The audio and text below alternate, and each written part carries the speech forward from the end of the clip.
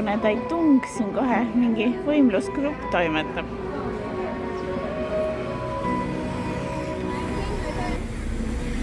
Suundun Peinani Saitparki, Peinani arheoloogiline park, vanim arheoloogiline park Taiwanil ja veerand tundi on avamiseni ja juba bussitäite 5 tuuakse siia koolilapsi ja lähevad kõik sisse.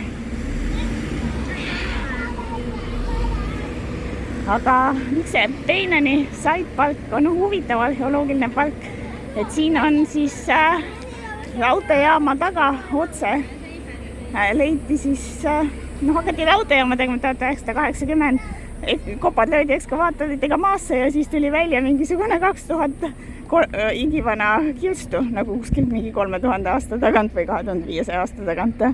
Ja siis muidugi ehitustööd, raudteejaama ehitustööd peatati ja saadeti arheoloogid või seda tüüpi inimesed sinna peale. Suure ajakirjanduse ja muu kõmu ja protestide peale, et lõpetage need kaevetööd, saadeti peale ja siis leitigi, et siin on olnud tähtis arheoloogiline koht, Peinani kultuuri oma, et eks rahvaid on elanud siin varem ja hiljem, pärast seda Peinani kultuuri, mille kõrghooaeg oli siis 3500 kuni 2300, umbes mingi see nii palju aastaid tagasi, päris ammu ja tegemist oli arenenud kultuuriga ja siis et 100 korda 100 ruutmeetrit või mis see territoorium on, kaevati ülesse, leiti 2000 kirstu, leiti igasuguseid majade jäänuseid, igasuguseid esemeid, igasugust värki ja need on nüüd siin vaatamiseks väljas ja see võib olla omapäraseim arheoloogiline mälestis kogu selles Vaikse ookeani ääres. Vaatab, mida näeb. Siin on natukene kohakaarti näha. You are here oranžid on see, kus ma olen siis külastuskeskus. Siis on amfiteater, vaateplatvormid, väljapanekute maja, eelajaloolised majad, arheoloogiline kaevamiskoht, mingi laboratoorium, vaateplatvorm. Et eelajalooline tähendab siis siin kontekstis seda, et enne kui kirjutatud ajalugu tekkis. Ja kirjutatud ajalugu Taiwanil tekkis siis, kui tulid hollandlased 1624. Et kõik enne seda on siis eelajalooline. Nagu need lapsed alles kisavad. Kell sai 9, lapsed saadetakse klassiruumi, osad läksid sinna juba parki ja mina lähen siis ka parki vaatama. Nüüd peaks ametlikult avatud olema, mis on naljakas, et 30 raha pidi maksma see sissepääs, aga mingit piletivõtkata ei ole.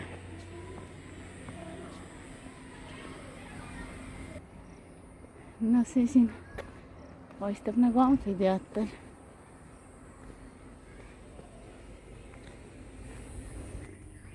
Hetkel tundub lihtsalt, et ma pean seda ajaloolist Peinani kultuuri endale siin ilusas kohas jalutades ette kujutama, et kuidas siin 2500, 3000 aastat tagasi elasid 10 000 inimesed, et kui juba 2000 hauda leiti kõigest 100 ruutmeetri pealt, 100, siis pidi neid inimesi palju olema. Aga täpselt, kes nad olid, kus nad tulid.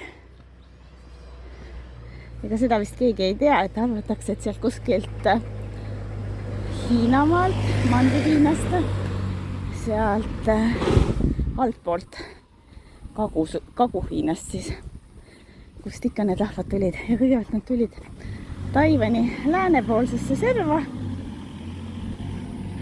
Aga siis lääne poole kogunes seda rahvast päris palju.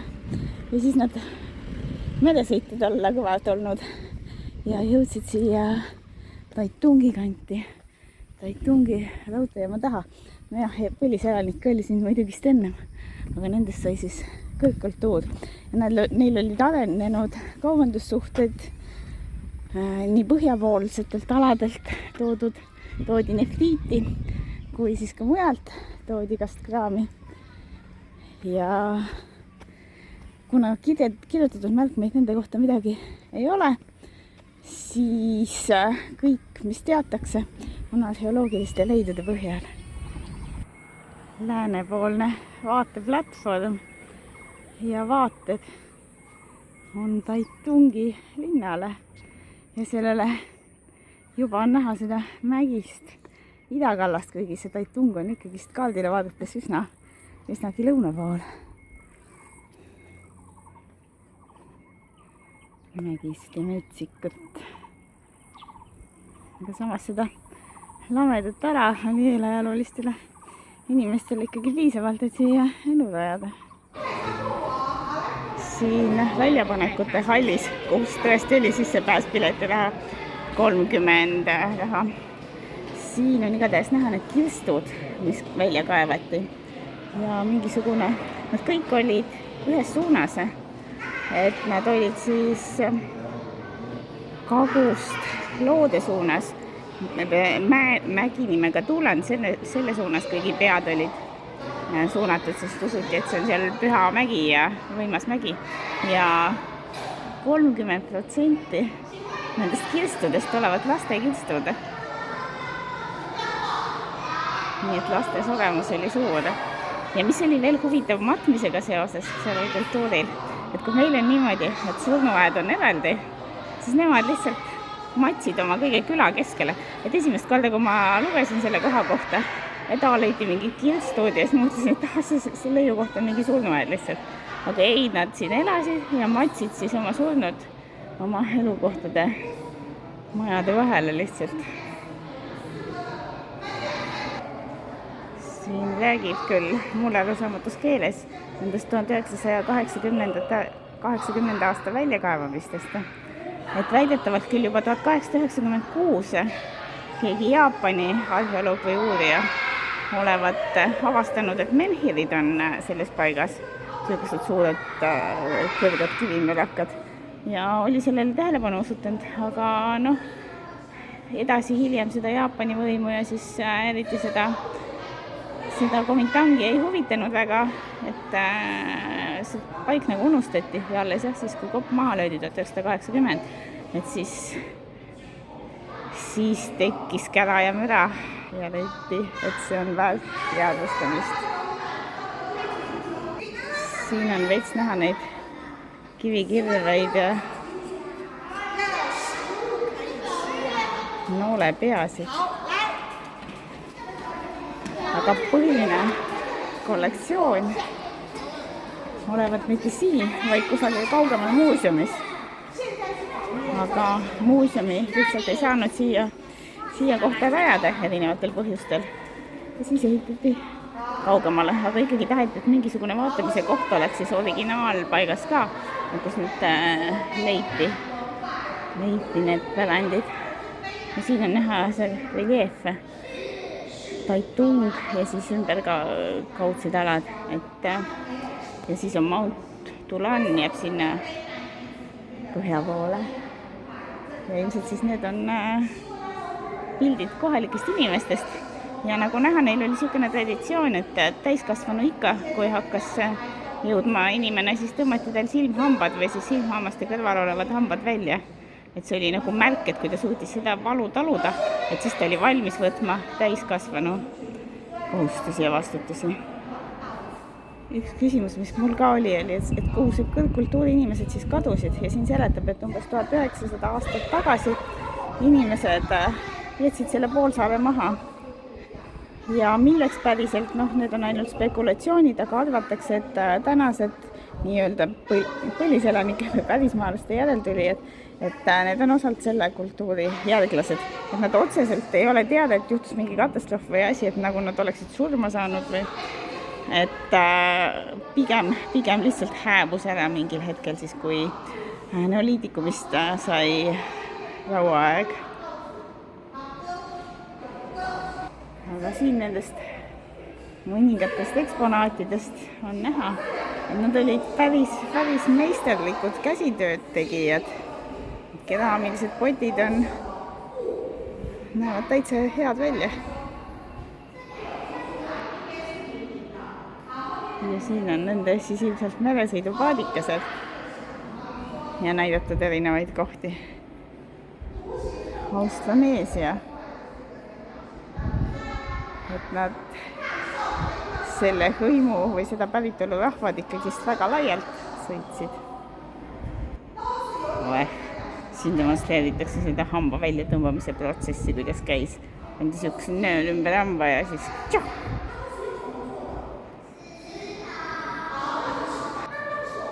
Nefriit on siis selline roheline ilus kivi ja sellest tehti igasugu ehteid ja asju. Kellakujuline nefriidi ornament pidi olema eriti tähelepanuväärne. Ja siin on veel neid keraamilisi potsikuid. Ja siin on ilmselt mingisugused ehted asjad. Oi, juba 3000 aastat tagasi tehti sihukesi väikeseid loomakesi. Et tähtis kultuuri osa võis olla, aga siin pildi peal on näidatud, et lapsed mängivad nendega. No, majad sellised siin, sellistes majades elati. Erinevad struktuurid. Ja siis see kivitrepperedel, et siin on spekulatsioonid väiksed, et kas ikka päriselt oli redel või et mis eesmärkide võis täita, aga üldiselt eesmärk on ebaselge. Ja mingisugune veskikivi justkui, aga kas see oli siis tõeliselt ratas? Veskikivi või ratas, mis ta tegelikult oli? Jällegist, et mida sa ise arvad? Külastuskeskusest või see exhibition vaatamiste hallist välja ja vaatame nüüd looduses, mis siin näha on. Kas need võisid siis olla need menhirid? No, anyway, igastahes külastuskeskusest, kes välja tulin, siis kohe lasti skannida üks QR-kood, on sul aega, et täida see sööb ei ole. Siis ma ütlesin, et praegult väga ei ole, et ma käin siin alal ära, et enne rongile minekut tahaksin jõuda, et eks ma pärast rongis täidan.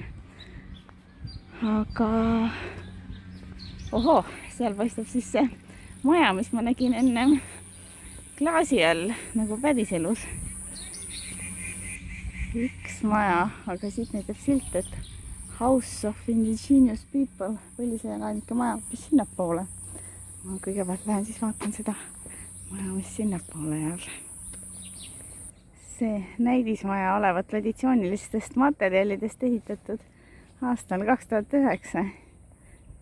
Loogiline, et selline maja ei püsi tuhandeid aastaid. Aga traditsiooniliselt olevat neil olnud 3 maja neil inimestel siin. Et üks oli, kus nad elasid ise. Üks oli esivanematele, ma ei tea, selgus elus või surnutele. Ja üks oli vaimudele.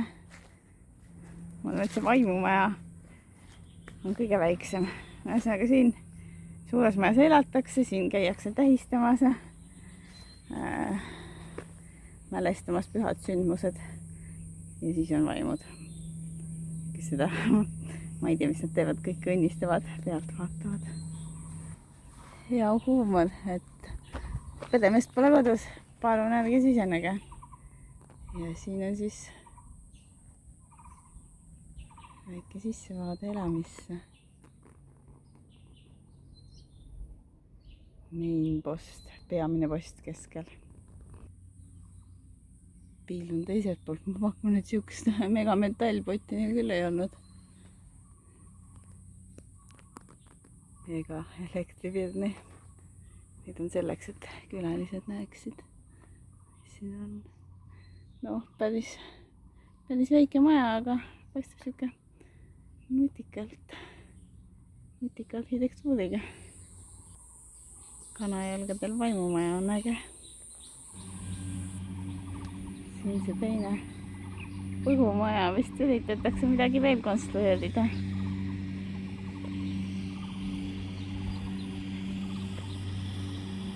Kiitos nagu poolel. Takuban Boy House.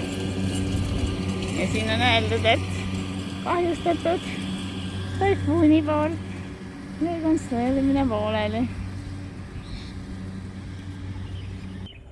See ala on siin potentsiaalselt pühendatud või ongi pühendatud väljakaevamistele. nii et potentsiaalselt kõnnin mingite maha maetud kirstude ja muude asjade peal.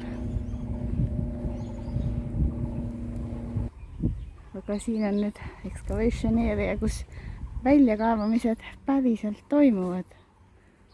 Siin veel tavamise ajad olid näha. No nii. Mis meil siin on? Kalli. Jah, teadmatu inimese jaoks on need kalli ära nummeldatud kivisid. No siin natukene räägib infot ka selle koha kohta. Jäljed elavatest, kes matsid maa alla, et juba 5000 aastat tagasi olevat siin olnud inimesed. Siin olid enne kõlkoltuuri ka inimesed. Ja siin arheoloogilise koha peal, kui hästi vaadata, et siis võib leida ja mis on järele jäänud siis elumajadest, mis on järele jäänud elumajade vahele maetud kirstudest.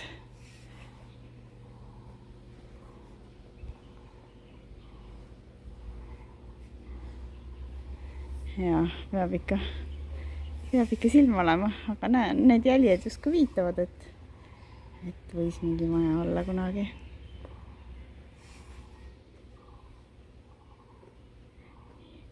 Elumajad ja siis domestic waste, kodune praht, mis järele jäi eelajaloolistest kultuuridest, nagu katki läinud need vaasid ja muud keraamikatööd.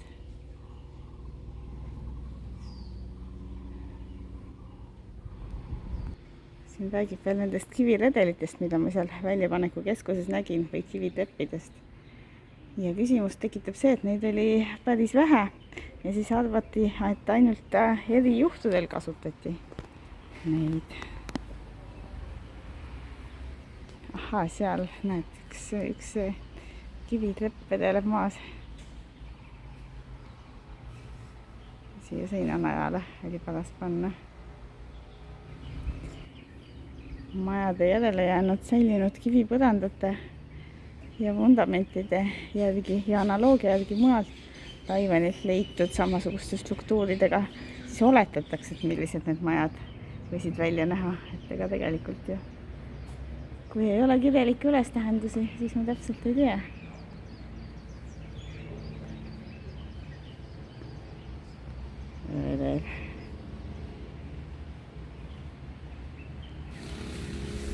No nii, siin raudteejaama taga on need päris originaalsed siis kivisambad, mis kõitsid 1896 Jaapani uurija tähelepanu. Idapoolsel vaateplatvormil siit saab vaadata neid raudteid ja rongijaama eemal. Rongijaam on siis järgmine koht, kuhu minu teekond suundub, et arheoloogilises pargis sellega on ring suhteliselt peal. Noh, kuidas kokku võtta? No jah, eelloetu põhjal võib-olla ootused olid veits kõrgemad, aga samas alla €1 selline tuur hariduslikult kasulik. Et kui aega on parajaks teha siin raudteejaama läheduses, siis kindlasti tasub tulla vaadata. No ma ei tea, mis siin eile siin raudteejaamas toimus, et kõik nii lärmakas rahvast täis oli. Täna paistab see raudteejaama esine nii-öelda turuplats või müügipunktid päris vaiksed olema. Ei tea, kas iga rongi võetakse suure käpsema üldse ka vastu või. Oho, siin on isegi midagi vaadata. Mingi paadike.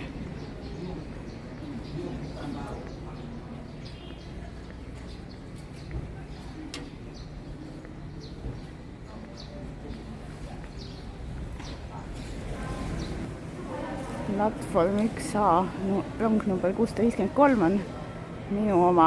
Oi, siit tuleb mingi hirmust pikk sõit, 4-tunnine. Ma saan aru, miks see rong 4 tundi sõidab. Paistab siukene aeglane kohalik, mis igas peatuses peatab. Kulgen vaikselt piki Taiwan idaserv. Vagun on